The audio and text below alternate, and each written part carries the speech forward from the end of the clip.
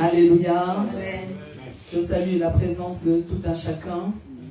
Ce matin est un bon jour. Encore merci à Sylvia pour le témoignage. Et j'atteste vraiment que ce que Dieu fait est inimaginable. Alléluia. Hier, je disais au ministre Rodriguez, j'aime Dieu parce qu'il a beaucoup d'humour. Vous voyez, vous pouvez vous asseoir, merci. Vous voyez, courant mois de septembre, qui est notre mois de Kiss, la prière, parce qu'elles étaient d'un emploi. Et l'une d'entre elles se trouve en Afrique.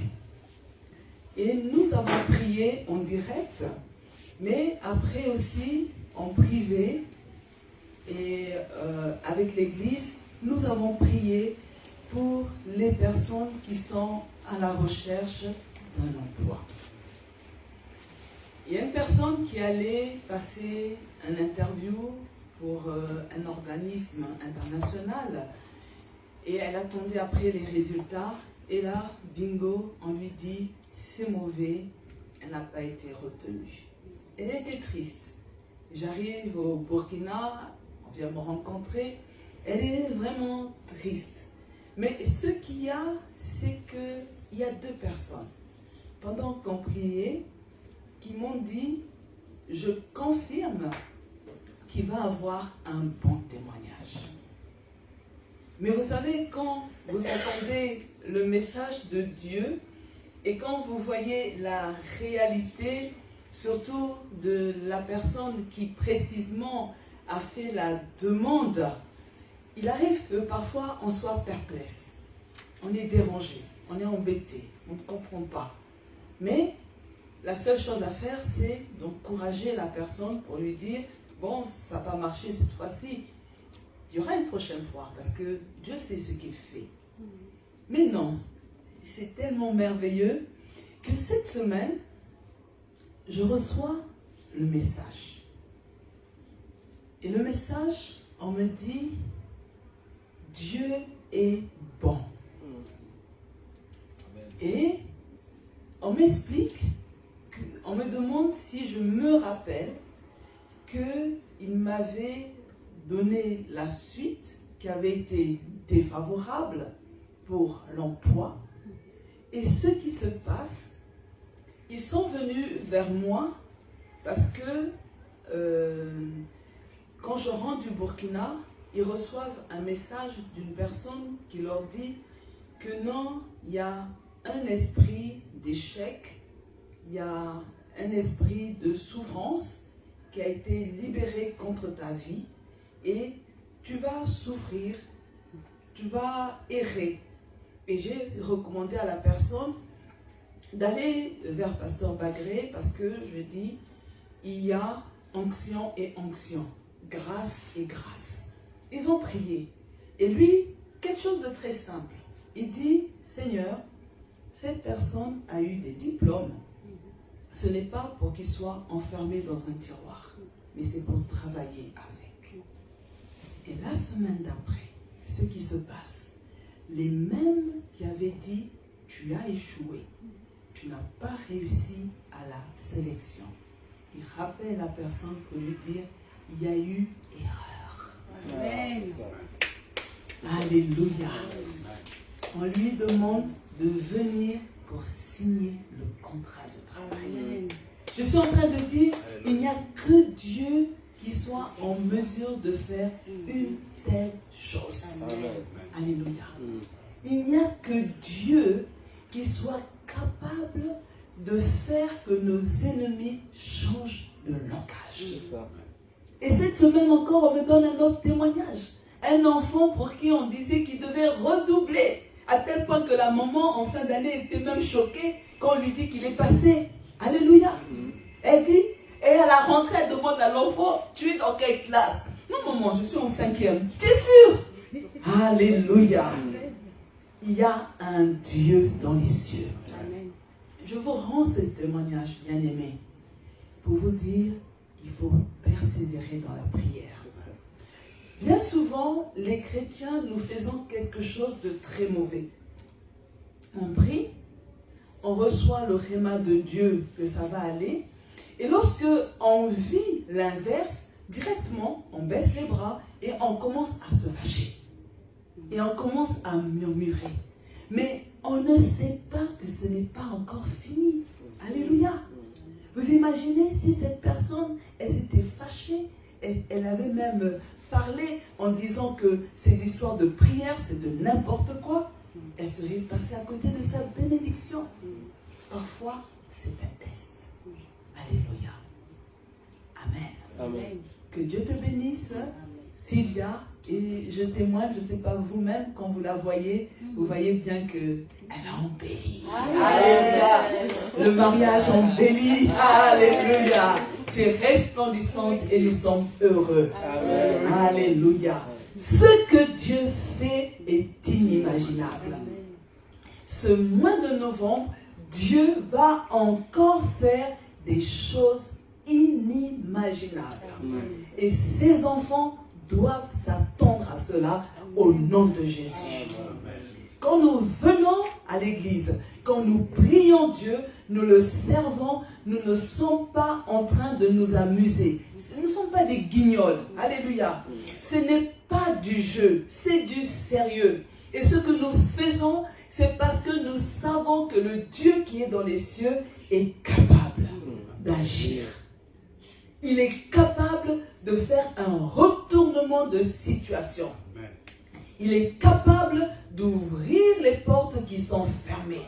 Il est capable d'essuyer les larmes. Il est capable de consoler les cœurs brisés. Il est capable de nous surprendre. Et ma prière est que Dieu surprenne une personne courant ce mois de novembre au nom de Jésus. Amen. Alléluia. Ce mois de novembre, bien-aimés, nous allons nous pencher précisément sur la personne du Saint-Esprit. Alléluia. La grâce est le moyen que Dieu a choisi pour envoyer le Saint-Esprit. On comprend une chose, bien-aimés, c'est que sans la grâce de Dieu, un homme ne peut pas changer. Sans la grâce de Dieu, il est impossible de recevoir le Saint-Esprit. Et la question c'est, qui est le Saint-Esprit? Le Saint-Esprit est la troisième personne de la Trinité. Alors, parce que on m'a posé la question vendredi et j'ai dit que j'allais donner un éclaircissement, et je pense que les orateurs qui sont prévus ce mois-ci, ils vont aussi aller en profondeur de ça. C'est que la première personne de la Trinité, c'est Dieu. Dieu, il est invisible. Il est au-dessus de nous. Donc vous voyez, la première personne, on ne peut pas la voir avec les yeux physiques. Elle est au-dessus de nous. Il s'agit du Dieu créateur. La deuxième personne de la Trinité, c'est le Fils. Le Fils, il est visible. Son nom est Emmanuel, Dieu avec nous. Alléluia. Lorsque nous partons dans l'histoire, nous avons le témoignage dans les évangiles que le Fils a été avec le peuple. Alléluia. Et le temps a passé et on parle maintenant de la troisième personne de la Trinité, c'est le Saint-Esprit. Alléluia. Il est possible de le recevoir. Et le Saint-Esprit, c'est Dieu en nous. Alléluia. Alors, ce qu'on comprend, bien aimé, c'est que Jésus devait d'abord annoncer la grâce de Dieu pour que le Saint-Esprit vienne. Et pour ceux qui veulent réviser, au mois de janvier, on a expliqué que Jésus est venu confirmer la grâce de Dieu. Il est venu clarifier la grâce de Dieu. Il est venu préciser la grâce de Dieu. Tout simplement parce que Jésus est la personnification de la grâce de Dieu. Alléluia. Et la preuve, c'est que Jean 3,16 nous dit, oui, Dieu a tellement aimé le monde qu'il a donné son Fils unique. Ainsi, tous ceux qui croient en lui ne se perdront pas loin de Dieu, mais ils vivront avec lui pour toujours. Ça veut dire que lorsque le Saint-Esprit, nous le recevons, lorsque Dieu est en nous, il ne vient pas pour un jour, pour une semaine, pour une année, pour une saison. Il vient pour demeurer en nous pour toujours. Alléluia. Et ça, on doit le comprendre clairement. Mais maintenant, allons un peu en profondeur pour essayer de comprendre ce qui s'est passé lorsque Jésus était sur terre. Voyez, lors de son séjour terrestre, Jésus a été la réponse aux préoccupations des hommes. Voyez, il a fait des guérisons, il a consolé les cœurs brisés, il y a eu la résurrection de certains morts, il y a eu des délivrances, il y a eu des restaurations de vie, mais il a aussi pourvu à des besoins de nourriture. Voici l'appréciation qui a été faite à son sujet.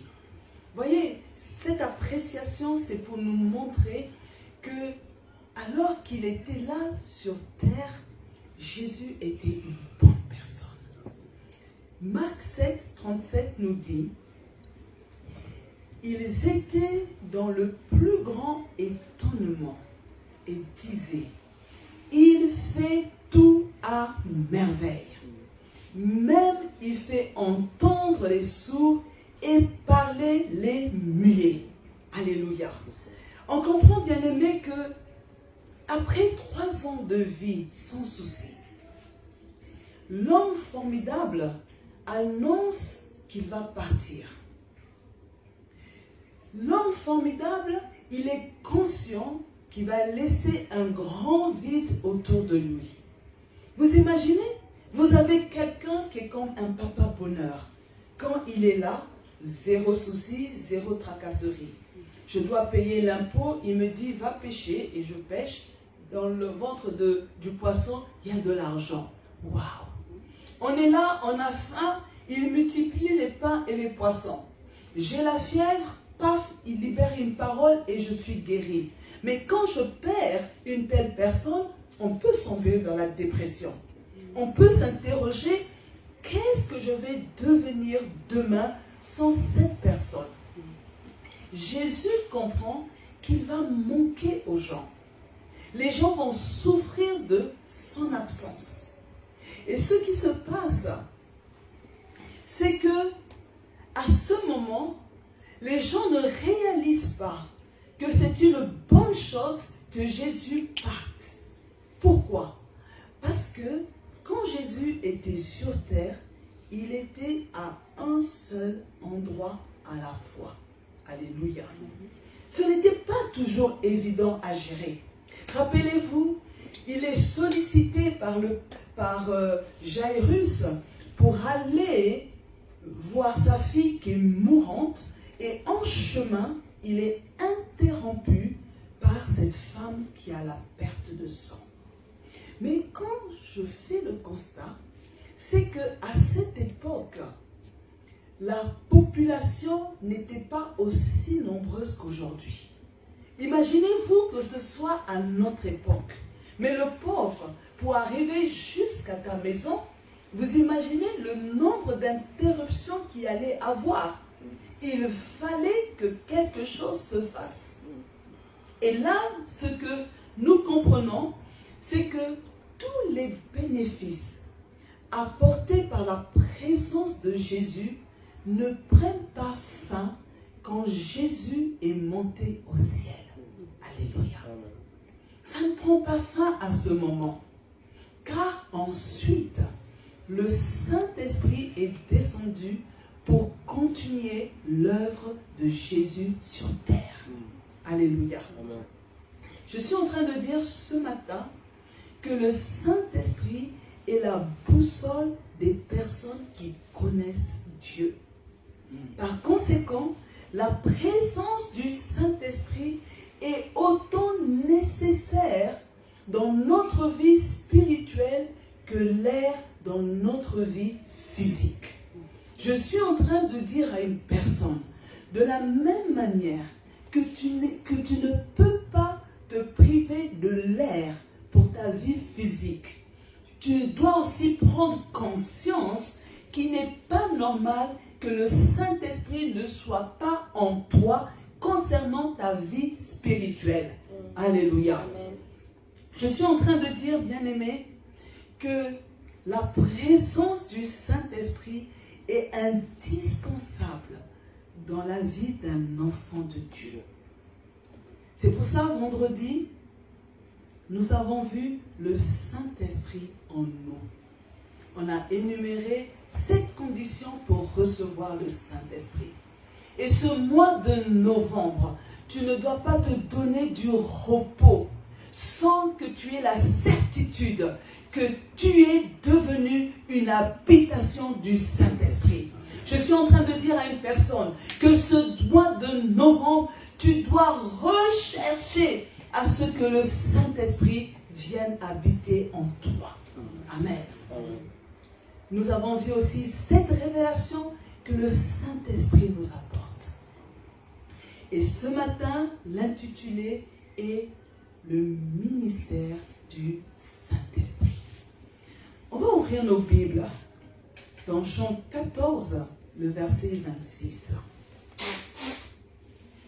Jean chapitre 14, le verset 26. Le Père enverra en mon nom l'Esprit Saint, celui qui doit vous aider. Il vous enseignera tout et il vous rappellera tout ce que je vous ai dit. Alléluia. Écoutez-moi, bien-aimés. Jésus est venu dans le monde, alléluia, pour sauver l'humanité de la perdition. Voilà la mission de Jésus. C'est venir nous sauver. Il est venu nous réconcilier avec Dieu. Il y avait un fossé. Le péché crée un fossé entre Dieu et nous. Alléluia. Et maintenant, Jésus, lui, il vient pour faire le pont, afin de nous réconcilier avec Dieu. Mais écoutez-moi, c'est que le Saint-Esprit, lui, est venu pour nous instruire. Alléluia. Il est venu pour sortir de l'ignorance les personnes qui sont sauvées. Et là, on comprend que le Saint-Esprit s'intéresse prioritairement à ceux qui sont sauvés. Parce que lorsqu'il est au contact d'une personne qui n'est pas encore sauvée, il fait une chose, il le convainc de péché.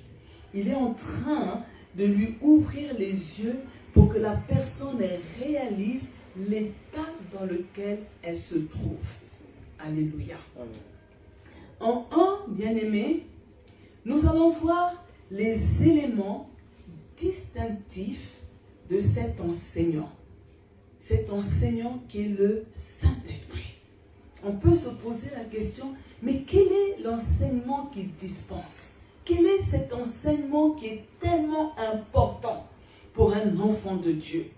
On doit savoir, bien-aimé, que le Saint-Esprit, par son enseignement, il sort l'homme de l'ignorance. Osée 4:6a, la première partie nous dit « Mon peuple est détruit parce qu'il lui manque la connaissance. » Vous savez, bien-aimés, lorsque vous faites des entretiens, vous allez dans les prisons, vous allez dans les hôpitaux, vous rencontrez des personnes qui ont des remords, qui regrettent. parce qu'elles ont posé des actes, commis des erreurs, que si elles avaient reçu un certain enseignement, une certaine connaissance, elles n'allaient pas le faire. Le problème aujourd'hui, plusieurs jeunes ne veulent pas considérer les conseils. Ils préfèrent subir les conséquences pour apprendre. Mais une personne intelligente prend au profit les conseils qu'elle reçoit. Alléluia. Vous avez des personnes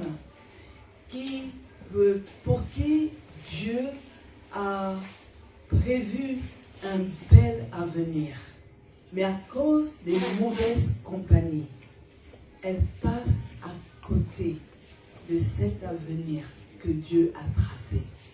Vous avez des personnes bien-aimées qui pouvaient avoir une belle réussite, mais parce qu'elles se laissent embrouiller à droite et à gauche par des mensonges, elles passent à côté, elles commettent des erreurs. Vous avez des personnes bien-aimées qui, parce qu'elles veulent mener la vie de tout le monde, elles commencent à tomber enceintes par erreur, à faire des avortements, et demain, elles ne peuvent plus avoir d'enfants. Alléluia. C'est ce qu'on appelle souvent les erreurs de jeunesse. Il y a des erreurs qu'on ne peut pas effacer. Mais le Saint-Esprit est là pour nous sortir de l'ignorance. Une fois, je faisais un entretien, j'étais à un entretien, et il y a tromperie. Un couple marié. Et je dis à l'homme, j'ai dit, tu es chrétien, dis-moi, toutes ces semaines, tous ces mois, toutes ces années, tu prends la voiture pour aller jusque chez ta maîtresse. Le Saint-Esprit ne te dit rien. Tu arrives chez la maîtresse, tu te déshabilles. Le Saint-Esprit ne t'interpelle pas. Alléluia. À un moment donné, le Saint-Esprit nous fait prendre conscience de nos actes. Si le Saint-Esprit ne parle plus, le Saint-Esprit ne nous révèle plus les choses, c'est qu'à ce moment-là, nous ne sommes plus dans le camp de Dieu. Nous avons changé de côté. Alléluia. Mais l'enfant de Dieu, à un moment donné, le Saint-Esprit va te faire sortir de l'ignorance pour que tu comprennes que ce que tu es en train de faire comme acte est mal. Alléluia. Pourquoi, bien-aimé? L'homme naturel est incapable de connaître Dieu. L'homme naturel est incapable de comprendre les choses de Dieu.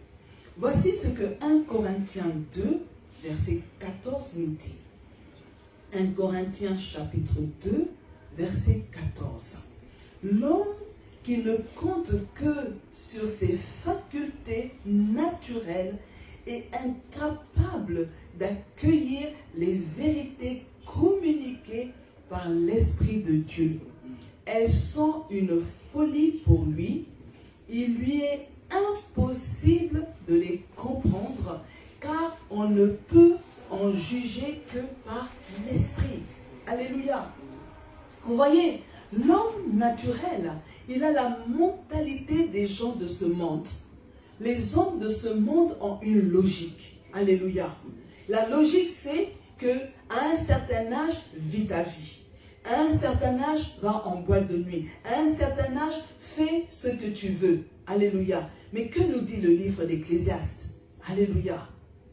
L'enseignement que le Saint-Esprit va donner est donc indispensable. Alléluia. L'enseignement du Saint-Esprit va nous permettre d'apprendre des choses qui concernent Dieu. Va nous permettre d'apprendre des choses qui concernent la parole de Dieu, Que nous dit la parole de Dieu? La révélation de ta parole est claire et donne de l'intelligence aux simples. Alléluia. C'est pourquoi, jeunes gens, prenez l'habitude même de lire un chapitre par jour du livre des Proverbes. Il y en a 31. Vous lisez un par jour. Parce que c'est un livre qui va vous permettre d'acquérir de l'intelligence. Alléluia. Un chapitre par jour du livre des Proverbes. Et là, le Saint-Esprit va vous ouvrir les yeux de voir comment je dois mener ma vie chrétienne. Je vais recevoir des précieux conseils. Donc, le type d'enseignement que le Saint-Esprit donne aux enfants de Dieu est un enseignement indispensable. Ça veut dire que cet enseignement, nous ne devons pas le négliger. Alléluia. Le Saint-Esprit ne peut pas nous donner un enseignement erroné. Alléluia. 1 Corinthiens 2,10 nous dit: Or, c'est à nous que Dieu a révélé ce secret par le Saint-Esprit. En effet, l'Esprit peut tout examiner, même les plans de Dieu, les plus profondément cachés. Alléluia. Un enseignement qui est contraire à celui de la parole de Dieu ne viendra jamais du Saint-Esprit. Alléluia. Le Saint-Esprit ne va jamais te pousser à faire quelque chose qui n'est pas inscrit dans la parole de Dieu. Il ne va pas modifier le message de Dieu. Alléluia. Je suis en train de dire ce matin que l'enseignement dispensé par le Saint-Esprit est infaillible. Alléluia. L'enseignement que tu vas recevoir du Saint-Esprit, tu ne vas jamais regretter. Tu vas apprécier l'apprentissage du Saint-Esprit. Alléluia. La troisième chose, bien aimé, c'est que le Saint-Esprit est un enseignant compétent. Alléluia. Le Saint-Esprit va toujours respecter les consignes de Dieu. Il ne va pas faire quelque chose de différent. Il ne va pas ajouter quelque chose de ce qui est inscrit dans la parole de Dieu et il ne va pas enlever quelque chose. Alléluia. Le Saint-Esprit ne dira jamais que nous sommes au 21e siècle, que maintenant au 21e siècle, Dieu comprend qu'on est des copains. Dieu comprend qu'on ait des rapports sexuels avant le mariage. Dieu comprend qu'on puisse avorter. Dieu comprend qu'on puisse cohabiter avec un homme à cause de notre âge. Alléluia. Non, bien-aimé.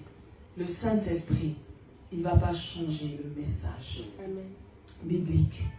Le message biblique ne vieillit pas. Alléluia. Il est constant dans le temps. 1 Jean 2, 27 nous dit, bien-aimé, quant à vous, 1 Jean 2, 27, quant à vous, l'esprit que vous avez reçu de Christ demeure en vous. Vous n'avez donc pas besoin qu'on vous instruise. En effet, l'esprit vous instruit de tout. Il enseigne la vérité et non le mensonge. C'est pourquoi faites ce qu'on vous a enseigné et demeurez unis en Christ, au Christ. Par l'enseignement du Saint-Esprit, nous recevons une compréhension exacte de la parole de Dieu. Alléluia. On comprend le message biblique. Quand j'associe le Saint-Esprit dans ma lecture de la parole de Dieu, il me communique la compréhension exacte du message biblique. Alléluia. Je suis en train de dire, bien-aimé, que l'enseignement dispensé par le Saint-Esprit est suffisant. On n'a pas besoin de s'embrouiller. Alléluia. Aujourd'hui, les chrétiens s'embrouillent dans des débats farfelus. Alléluia. Il y a des débats qui n'ont pas de sens.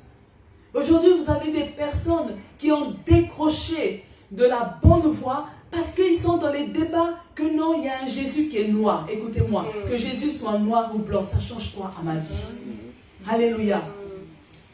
Ah non, non, il y a maintenant le Dieu de mes ancêtres. Non, le Dieu de mes ancêtres ne me sauve pas. La Bible dit que le salut vient en Jésus. Alléluia. Il est le seul chemin, la vérité et la vie. Mais les jeunes gens aiment les débats. Et ces débats vous perdent. Alléluia. Mais lorsque je suis avec le Saint-Esprit et que je m'attends à ce qu'il ouvre mes yeux, l'enseignement que je reçois à la lecture de la parole de Dieu est suffisant. La Bible, à côté d'elle, on ne doit pas ajouter un autre livre. Vous avez des personnes aujourd'hui, leur Bible, leur révélation, c'est le livre qu'un homme a écrit. Alléluia. Je me rappelle à l'époque, lorsque le livre, il est venu libérer les captifs, était devenu la Bible pour certaines personnes. Malheureusement, certains ont été initiés à la sorcellerie. Alléluia. Vous avez des personnes qui me disent, ah oui, qu'est-ce que tu fais? Ah non, j'ai écouté les témoignages du sorcier là. J'ai dit oui, mais sur 3 heures de témoignages que tu écoutes, il y a seulement 2 fois 15 minutes où on parle de Dieu. Maintenant, que le sorcier soit en train de te dire en détail de la manière dont il agit dans les mondes des ténèbres, ça t'apporte quoi en plus? Ce que la Bible nous dit au sujet du diable est suffisant. Alléluia. Mais aujourd'hui, on donne plus de pouvoir aux sorciers, aux démons. Non.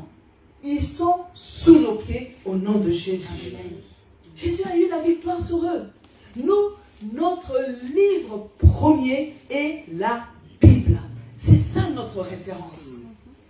On ne peut pas mettre un autre livre au même pied d'égalité avec la Bible. L'enseignement du Saint-Esprit est suffisant. Il est suffisant. On est en train de se perdre à droite et à gauche. Il n'y a rien de nouveau sous le soleil, bien-aimé. Les gens cherchent de nouvelles révélations. Les gens cherchent des trucs farfelus. Alléluia. Allez hop, maintenant on impose les pieds. C'est ça qui va libérer ton mariage. Non, bien-aimé. Dieu, il est constant. Ce que la Bible nous communique est suffisant pour ses enfants. Alléluia. Le Saint-Esprit ne fait pas sa promotion. Alléluia. Dans l'enseignement qu'il dispense, le Saint-Esprit, il ne fera jamais sa promotion. Jean 16, 13 nous dit, quand viendra l'Esprit de vérité, il vous conduira dans toute la vérité.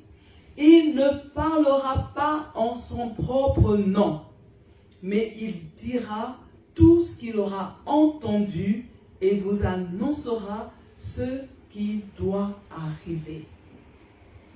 Le Saint-Esprit est un enseignant effacé. Alléluia. Et aujourd'hui, vous avez des personnes qui prétendent parler de la part du Saint-Esprit, mais c'est des personnes qui sont dans une mentalité de m'as-tu vu, des personnes qui veulent la gloire. Non, le Saint-Esprit, il est effacé. Alléluia. Vous voyez, lorsque Dieu veut faire quelque chose de grand, de fort, il le fait dans la discrétion. Il n'y a pas de tape à l'œil. Alléluia. Ça, c'est l'homme qui aime le tape à l'œil. Ça, c'est l'homme qui aime se montrer, se faire voir. Alléluia. Alors, maintenant, bien-aimés, je comprends quelles sont les dispositions, les dispositifs de cet enseignant. On a vu qu'il est compétent, qu'il est infaillible, que l'enseignement, il est indispensable et que notre enseignant, il est effacé. Et la question qu'on doit se poser, à quel moment nous recevons cet enseignement? N'est-ce pas? On a envie de dire, mais oui, je suis là 2 fois depuis le matin, je ne sais pas à quel moment je dois prendre un cahier, un bic. Quand est-ce le cours débute? Quand est-ce le Saint-Esprit vient m'enseigner? Alléluia. Le Saint-Esprit nous enseigne quand il voit en nous les dispositions à être enseignées. Je suis en train de dire ce matin, pour bénéficier de l'enseignement du Saint-Esprit, nous devons être enseignables. Alléluia. Et là, la deuxième question à se poser, mais comment le Saint-Esprit voit que je suis enseignable? Comment le Saint-Esprit peut se rendre compte que maintenant, je suis prête à recevoir son enseignement? La première chose que le Saint-Esprit va voir en nous, c'est notre obéissance. Je suis en train de dire, bien-aimés, que l'obéissance permet au Saint-Esprit de nous enseigner. Acte 8.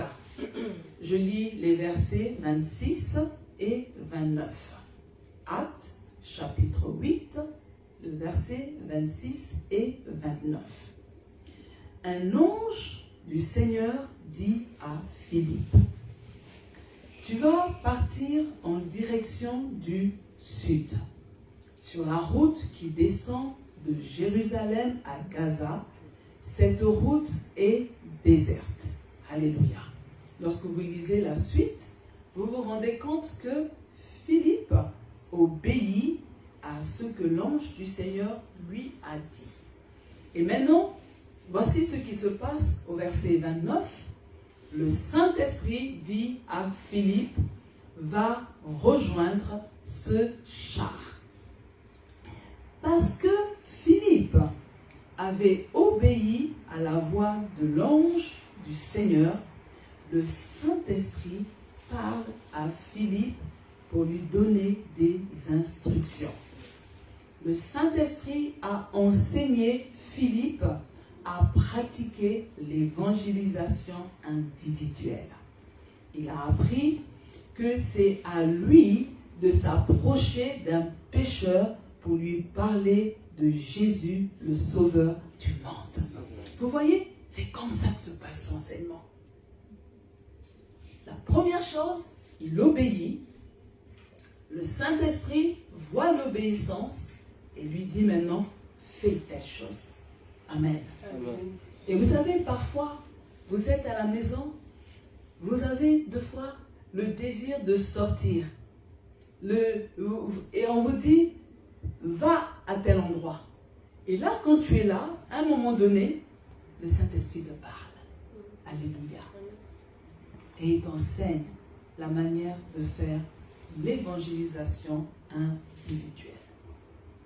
Le Saint-Esprit veut voir aussi en nous la réflexion. Vous voyez, la personne qui est là en train de réfléchir. Pour grandir, bien-aimés, nous devons réfléchir, nous interroger, méditer. Mais si nous sommes des personnes, lorsque nous voyons quelque chose qui se passe, on fait « Oh, bof, c'est comme ça, je continue mon chemin. » Non, non, nous ne sommes pas des insensés. Quand quelque chose se produit, quand il y a une situation, l'homme spirituel doit être en mesure de réfléchir, de s'interroger. Pourquoi telle chose? Pourquoi il y a eu ci? Il doit méditer sur ce qui se passe. Et vous voyez, quand vous allez dans le juge, c'est ce qui s'est passé avec Gédéon. Il voit une situation, il sait qu'ils sont le peuple choisi de Dieu, et il s'assoit et il commence à réfléchir. Alléluia. Acte 10, verset 19.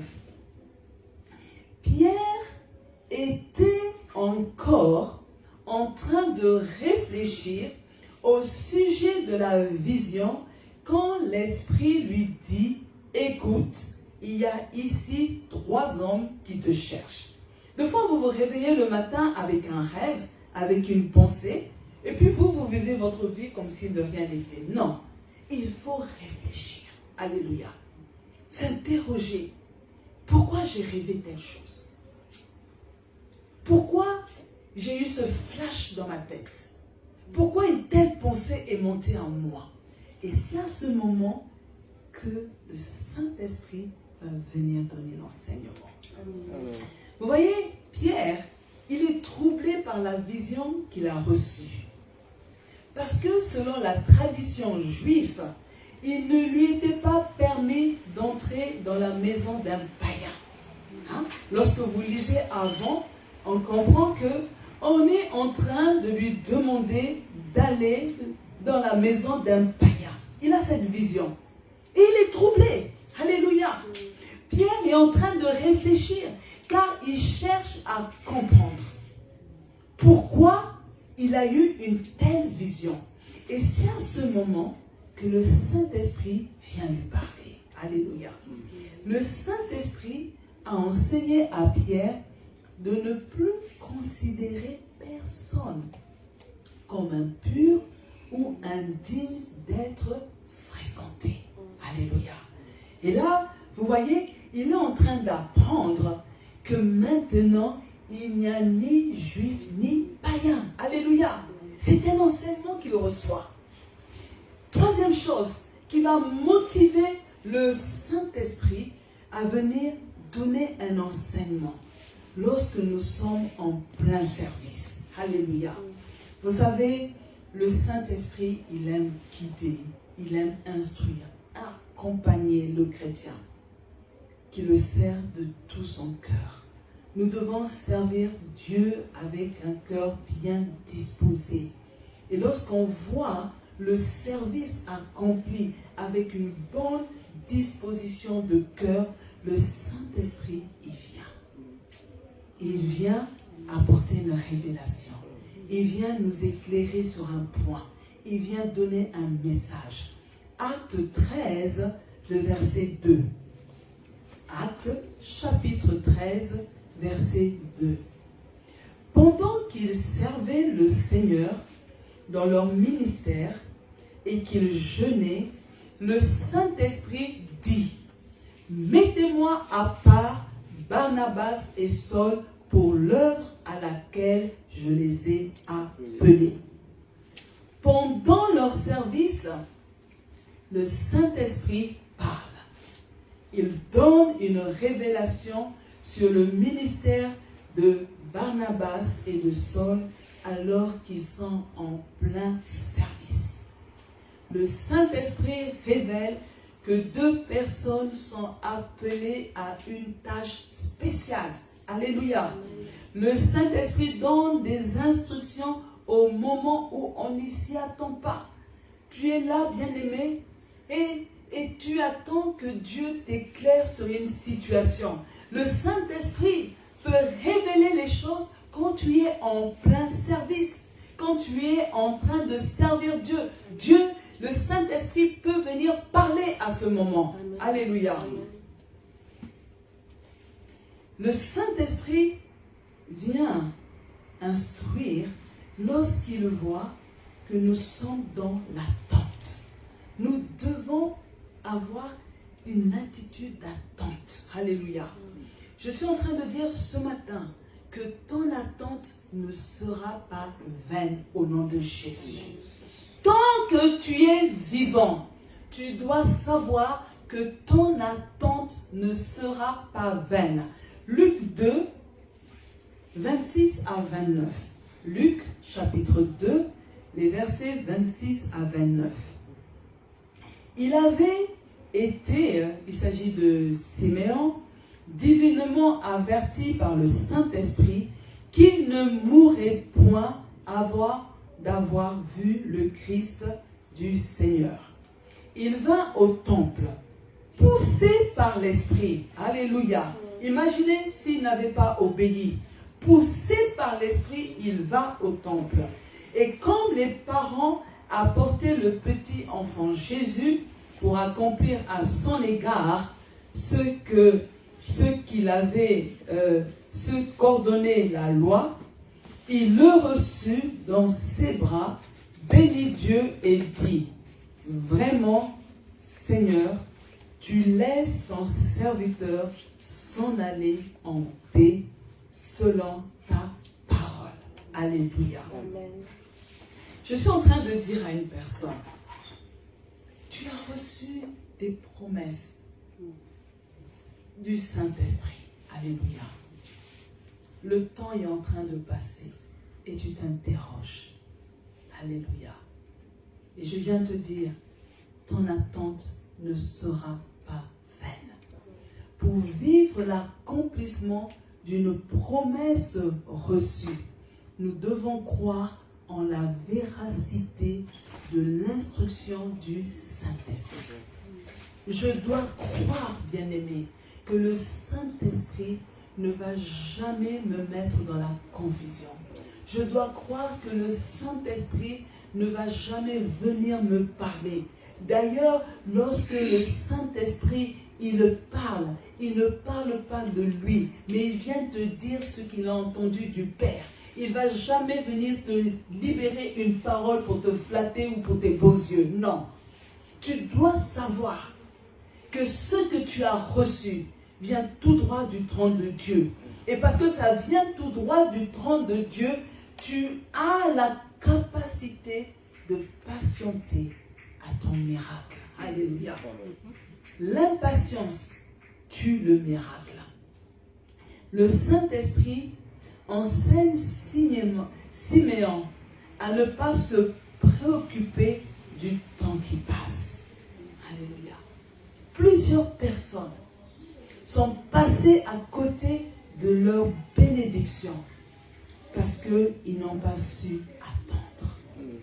Alléluia. Plusieurs personnes se retrouvent dans des mariages où elles sont transformées en intercesseuses parce qu'elles ont été incapables de patienter. Alléluia. Je suis en train de dire, la bénédiction que Dieu donne n'est suivie d'aucun chagrin. Dieu ne va pas te donner une bénédiction pour te faire pleurer, non. Mais le Saint-Esprit est là. Et tu dois serrer l'enseignement, la révélation dans ton cœur. Mais attention, bien-aimés, ce que nous apprenons de Siméon, c'est que lorsque tu reçois la révélation, l'instruction, tu ne dois pas être distrait dans ton attente. Si Siméon avait été distrait, il serait passé à côté de la bénédiction. Voyez, quand le Saint-Esprit le pousse en lui disant maintenant c'est le top départ pour aller au temple, il ne lui donne pas plus de détails. Écoutez-moi, bien-aimés, sortez dans votre tête cette affaire d'un Dieu bavard. Le Dieu de la Bible n'est pas bavard. Alléluia. Le Saint-Esprit n'est pas bavard. Alléluia. Non, il n'est pas bavard. Il dit, poussé par l'Esprit, on lui dit, va au temple. Et c'est tout. On ne donne pas plus de détails. Et vous voyez même l'auteur biblique est avare de détails. Mais aujourd'hui, vous voulez un Dieu bavard, un Saint-Esprit qui est une véritable pie. Non, c'est du mensonge. Ça devient de la divination. Et c'est ça qui perd les enfants de Dieu. Ça vous apporte quoi lorsqu'on te dit, oui, le Saint-Esprit me dit que tu as mis un slip rouge. Ça t'apporte quoi à ta vie chrétienne? Rien du tout. Alléluia. Le Saint-Esprit m'a dit que tu dors sous le ventre. Oui, et alors? Ça t'apporte quoi? Écoutez-moi, notre Dieu n'est pas dans ce genre de folklore. Non, ce n'est pas Dieu. Arrêtons de nous dévaluer. Aujourd'hui, les chrétiens on perd notre valeur à cause de toutes ces fantaisies-là que nous amenons dans l'église. Notre Dieu est un Dieu de distinction. Alléluia. Amen. Pourquoi il va révéler tes dessous devant les gens? Ça apporte quoi à ta vie? Alléluia. Et la dernière chose que le Saint-Esprit veut voir à la personne qui veut recevoir l'enseignement, c'est la capacité d'écoute. Alléluia. Le Saint-Esprit parle à une oreille attentive. Apocalypse 2, le verset 7, je lis la première partie. Celui qui a des oreilles, qu'il écoute ce que l'Esprit Saint dit aux églises. Je suis en train de dire ce matin, bien-aimé, que le Saint-Esprit parle à toute oreille disposée à écouter la voix de Dieu. Il faut qu'il y ait cette disposition de cœur. Je suis disposé à écouter. Si tu es quelqu'un qui aime toujours discuter, le Saint-Esprit va se taire. Lui, le Saint-Esprit, il n'est pas dans les débats. Il dit ce qu'il a à dire. Mais si toi tu dis non, mais c'est comme ça, donc ceci. Si tu veux chaque fois couper la parole, le Saint-Esprit, il ne va pas forcer les choses. Il veut que tu prêtes l'oreille à son enseignement. C'est pourquoi, bien-aimés, pour conclure, laissons-nous enseigner par le Saint-Esprit. Recherchons, bien-aimés, à développer une relation étroite avec le Saint-Esprit. Arrêtons d'ignorer la présence du Saint-Esprit. Le Saint-Esprit dans notre vie n'est pas un citoyen de seconde zone. Non. Permettons au Saint-Esprit de nous transformer à l'image de Jésus-Christ. Alléluia. On va se lever, bien-aimés, pour faire les déclarations. Et aussi, le ministre Rodriguez peut déjà s'avancer, parce que nous avons la Sainte Seine ce matin. Nous disons rapidement, et on fait toutes les déclarations, et on va prier en une fois. Saint-Esprit, Saint-Esprit, ouvre mon esprit, afin que Dieu me donne un esprit de sagesse et qu'il illumine les yeux de mon cœur.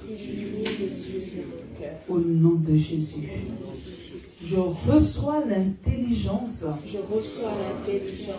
de discerner la pensée et la volonté de Dieu.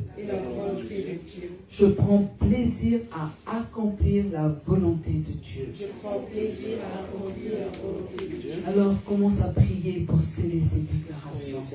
Oh Saint-Esprit, je prie ce matin que chacun d'entre nous, nous faisons de notre corps ton habitation. Nous prions que tu nous donnes la capacité de te recevoir.